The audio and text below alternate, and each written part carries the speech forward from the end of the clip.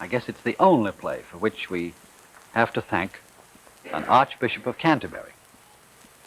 It seems that at the end of the last century, towards the turn of the century, Henry James, the American novelist who had been living in England for many years, was dining with the Archbishop of Canterbury.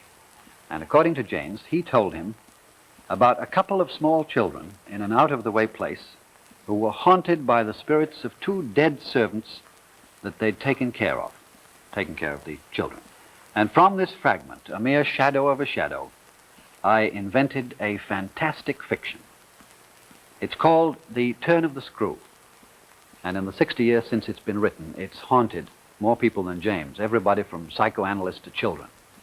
And the critics have haunted each other with more theories than you can shake a shroud at. People say, is it a ghost story? Is it a real ghost, or is the ghost only the neurotic delusion of the daughter? Well, there's no need to settle it, because what it means is what it means most movingly to you, because it's a work of the imagination. So we're going to leave it up to you. And here it is, The Turn of the Screw, in an adaptation by Gore Vidal with Geraldine Page.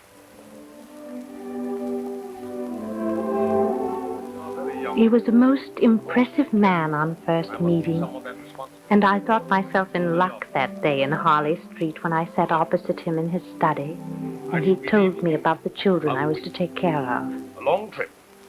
Mostly business, South Africa. Can't be bothered, won't be bothered. Do you understand that? Oh, I believe so, sir.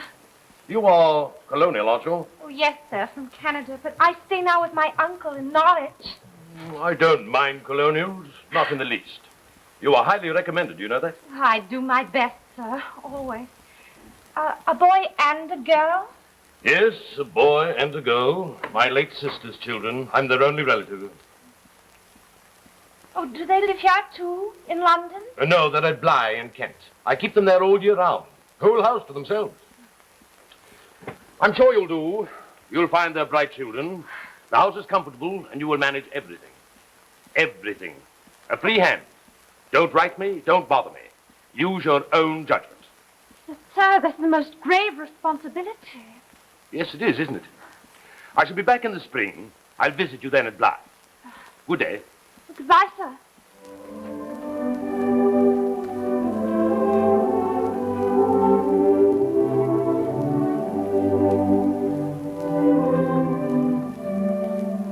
I saw the house first on a winter's day, a wonderfully comfortable modern house with its own park and its own lake. On every side there were signs of the master's taste, of his solidity and good judgment. It was my dream of a house, of home. The children were even better than I'd hoped. From a governess point of view, they were enchanting, easy, quick, endearing. They knew instinctively how to please, how to get round me if they chose. Flora was 9 years old. Her whole life had been spent at Bly. She had no memory of her parents. She'd been cared for by a succession of governesses and by Mrs. Gross, the housekeeper. Miles, at 11, was a perfect gentleman, enormously patient with me and seldom patronizing despite the weakness inherent to my sex. He arrived for his holidays from school the day I came to Bly, and he charmed me with his beauty, quite carried me away, in fact, and largely because of him, my first weeks in that house went swiftly, delightfully, in spite of sunless days and the sharp winter wind. Yeah, it's not bad at all. But of course it is. 2 starfish in one boat together may not be all wrong. Oh, Mrs. Gross, it was the funniest thing. Tell her, Miles, tell her. No, you can tell me later, Master Miles. It's time for your supper. Off you go. And fix your hair, Flora, the way I showed you. It looks exactly like a bird's nest now. Really, what sort of bird? A large, disagreeable vulture with a great, huge beak. Oh, Miles, don't be awful. Oh, you were quite right, Mrs. Gross. They are angels. I've been with them 7 years, and I never knew their like. I can't understand why he wouldn't be more interested. Their uncle? Always traveling about. Only comes home once a year, and then never complains, imagine. Would you rather he found fault? Well, at least it would show he was interested. Oh, there's a letter for you, miss. I think it's from the school.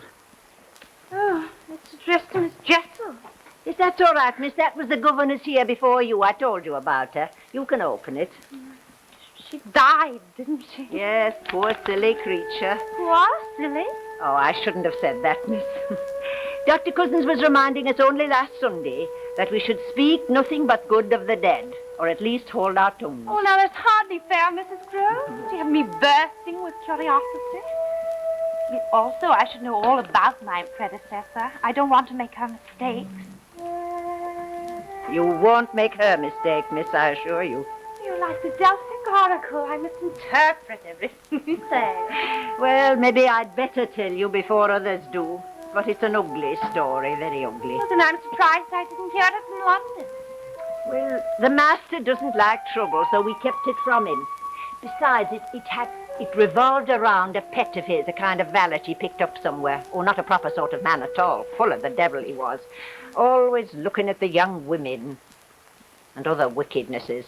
And he drank. Do you mean that valet and Miss Jessel? It was shameful. She fell in love with him, imagine. A nice, gently born young lady like her and that monster. Monster?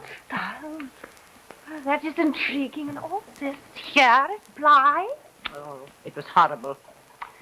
He was so cruel to her, too. Many's a time she wept on my shoulder for love of him. Did the children... I mean, were they exposed to all this? Who can tell what children know, ma'am? Miles was always around with the man. They used to go hunting together. I didn't approve of it. But I was only housekeeper here. It wasn't my place to criticize. Well, what happened, finally? The man, Peter Quinty was called, was killed last spring. Really? How did that happen? You see, he was coming back from the village tavern one night late, and he missed his footing, so they say, in the quarry. Well, it was a misty night. They didn't find him till next morning. And Miss Jessel, what? Went home and died. A weak heart, they said. A broken heart, I say, just like in the storybooks. But better broken than whole, if you ask me, under the circumstances. Though it's a hard thing to say. What a terrible story. And all in this house.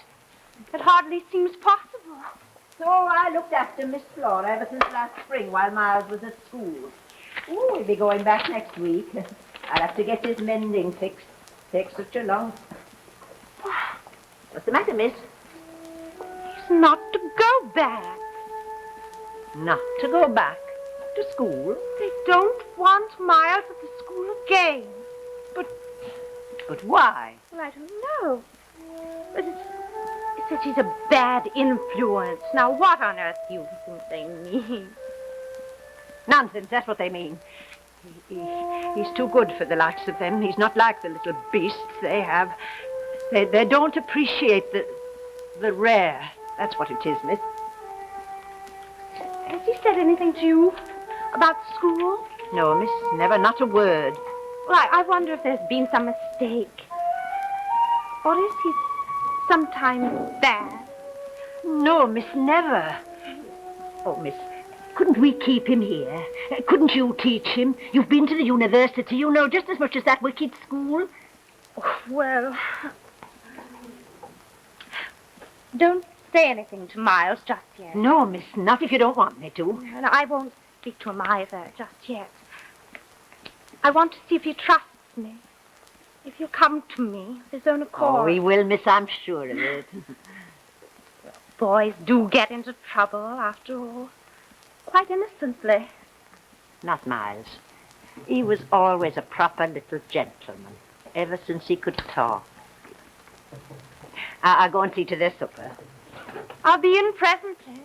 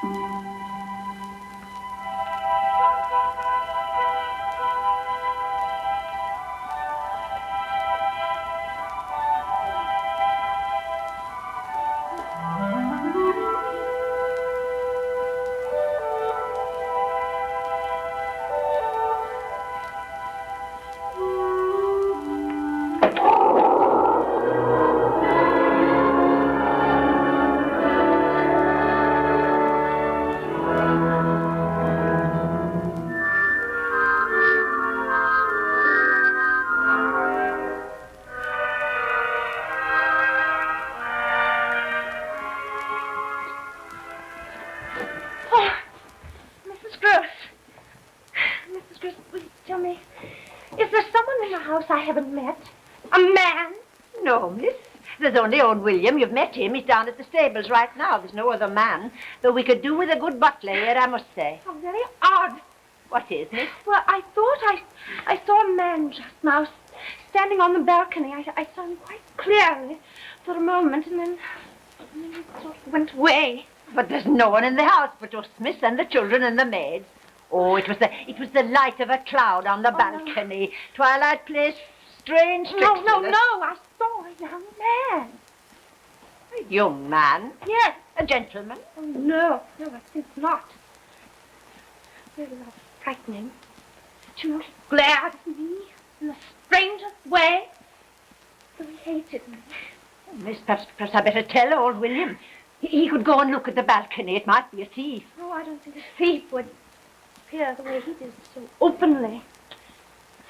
Oh, it's so cold here. Oh, miss, you shouldn't have gone out without a wrap. Here, come and sit by the fire. There, now. You sit down there. I'll go and tell old William.